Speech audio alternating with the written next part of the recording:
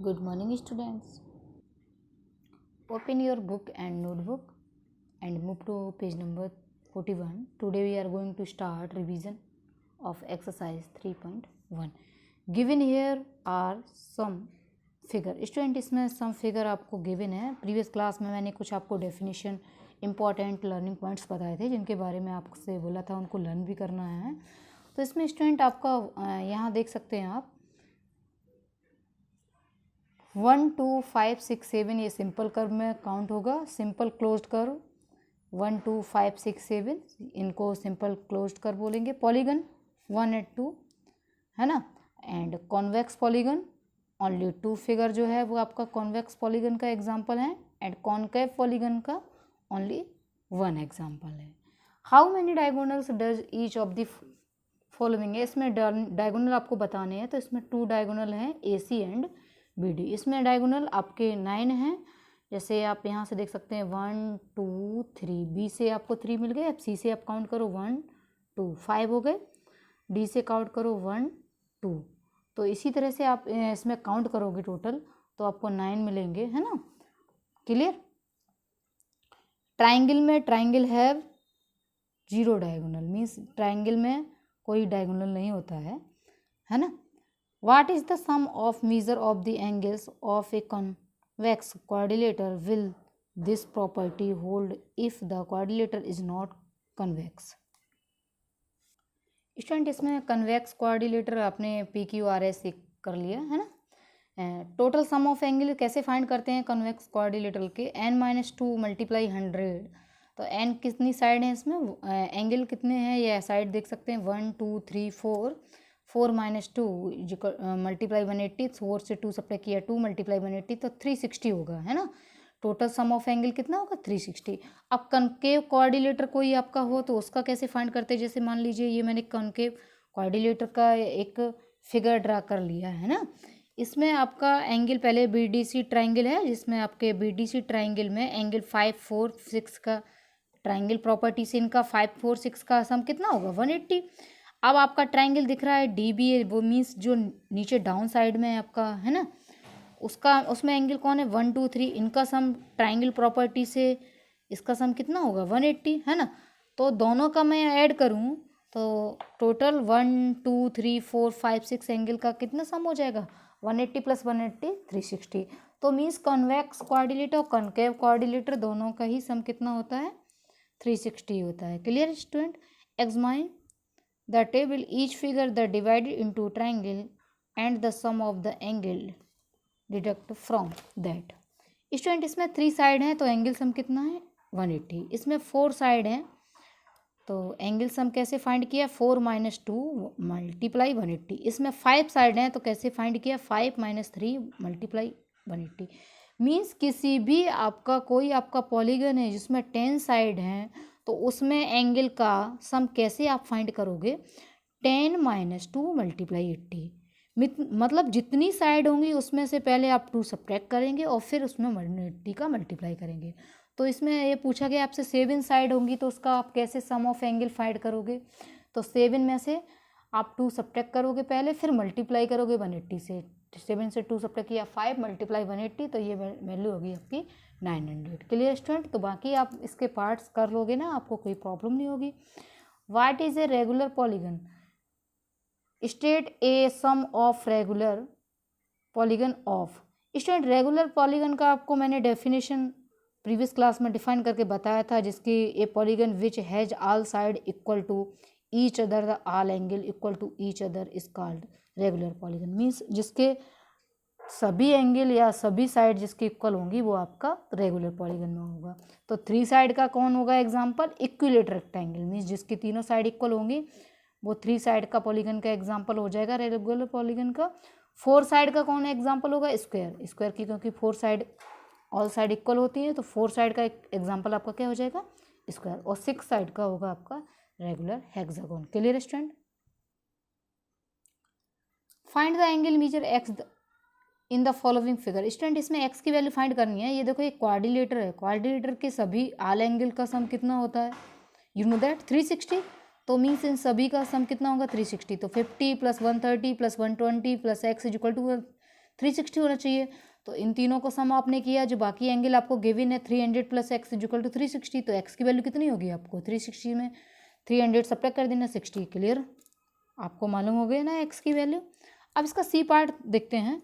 Student यहाँ पे पहले ये देखो आप y + 70, ये लीनियर पेयर एंगल है, तो y की वैल्यू कैसे फाइंड करेंगे आप 180 से सब्ट्रैक्ट कर देंगे 70 मीन्स 110 हो गया।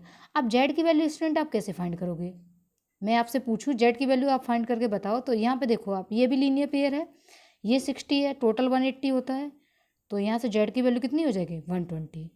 अब स्टूडेंट ये 110 हो गया, ये 120 हो गया, x की वैल्यू फाइंड करनी है। तो स्टूडेंट इसमें 5 साइड हैं, 5 साइड जिस पॉलीगन में होंगी उसके एंगल का सम कितना होता है 540।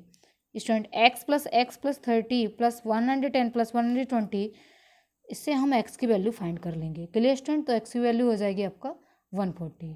क्लियर। सिमिलरली ये क्वेश्चन देख सकते हैं, इसमें x गिवन है आपको, 5 एंगल है और 5 साइड जिसमें होती हैं उस पॉलीगन के एंगल का सम 540 होता है। तो 5x 540 के इक्वल होगा, तो x की वैल्यू आपको मालूम चल जाएगी कितनी है यहाँ पे 108। Clear student. Come to the next question, x + y + z। Student इसमें x + y + z की वैल्यू फाइंड करनी है। यहाँ पे देखो ये लीनियर पेयर एंगल है, ये 90 है तो इधर x की वैल्यू 90 होगी, ये 30 है, ये लीनियर पेयर एंगल है मीन्स 180 से 30 सब्ट्रैक्ट कर दो तो z की वैल्यू फाइंड हो जाएगी मीन्स 150। अब y की वैल्यू देखो कैसे आप फाइंड करोगे। स्टूडेंट मैं बताऊँ, इस ट्राइंगल का ये क्या है y एक्सटीरियर एंगल है। एक्सटीरियर एंगल जो होता है वो एंगल के इंटीरियर एंगल के दो सम के इक्वल होता है, मीन्स जो दो आपको इंटीरियर एंगल गिवन है वो एक्सटीरियर एंगल के सम के इक्वल होता है। तो y की वैल्यू आप पता है कैसे फाइंड करोगे, 90 + 30 मीन्स y की वैल्यू होगी 120।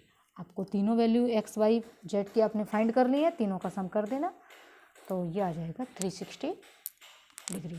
Clear student. सिमिलरली आप x + y + z + w इसकी वैल्यू भी फाइंड करेंगे, सेम आपका ए पार्ट की तरह है ना। Come to the next exercise, now we are going to start exercise 3.2। Find x in the following figure. Student मैं आपको बताऊं x क्या है,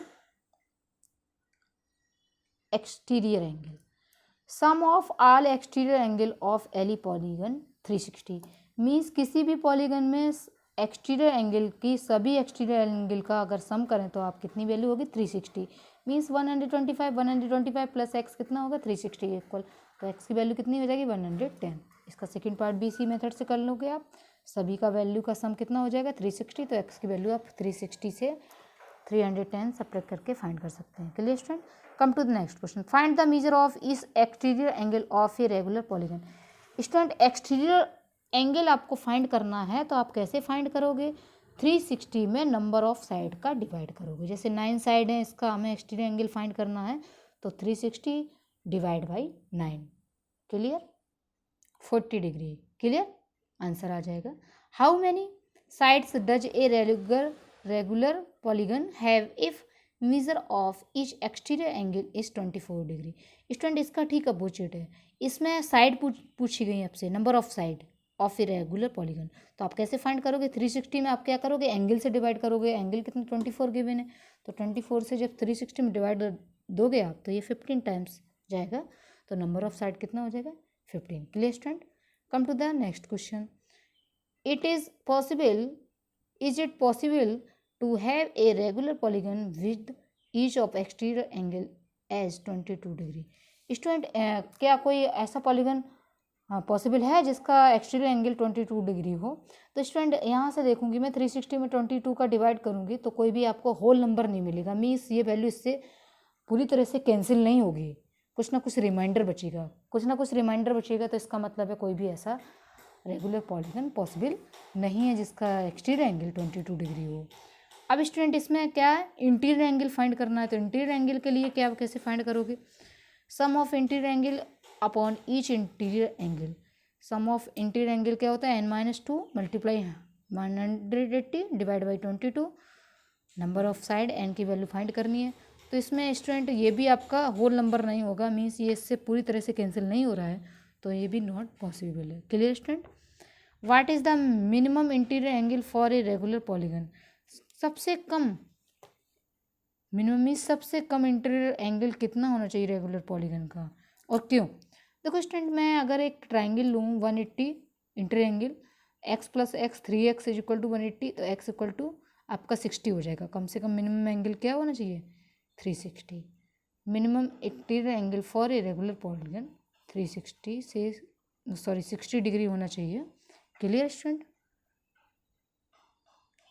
what is maximum exterior angle possible for a regular polygon? इसमें स्टूडेंट ये पूछा है maximum exterior angle. Student कोई जैसे मान लीजिए आपका एक्सटीरियर एंगल इज y है यहाँ पे इस क्वेश्चन में, तो यहाँ पे y की वैल्यू मैक्सिमम आपको कब मिलेगी? जैसे मैंने कहा x और y टू ब्रदर हैं, है ना। मैंने कहा y को सबसे ज़्यादा रुपए देने हैं, तो y को ज़्यादा रुपए कब दोगे आप? जैसे 100 रुपये बांटने, मैंने कहा y को सबसे ज़्यादा रुपए देने हैं, तो y को सबसे ज़्यादा रुपए किस कंडीशन में मिलेंगे? जब x को उस कंडीशन में सबसे कम रुपए दिए जाएंगे। सिमिलरली यहाँ पे x की वैल्यू मिनिमम सबसे कम कब है? 60 डिग्री में, है ना। 60 डिग्री सबसे कम है वैल्यू, तो y की वैल्यू कितना हो जाएगा मैक्सिमम? 180 से 60 सब्ट्रैक्ट कर देना कि y की मैक्सिमम एक्सटीरियर वैल्यू कितनी होगी? 120। Clear student? तो स्टूडेंट आज की क्लास में मैंने जो भी एक्सरसाइज के क्वेश्चन आपको एक्सप्लेन करके बताए हैं उनका आप रिवीजन करेंगे, अपनी नोटबुक को कंप्लीट करेंगे। किसी भी क्वेश्चन में आपको कहीं पे भी डाउट है तो उसके लिए आप मुझसे डिस्कस कर लेना। Okay, thank you.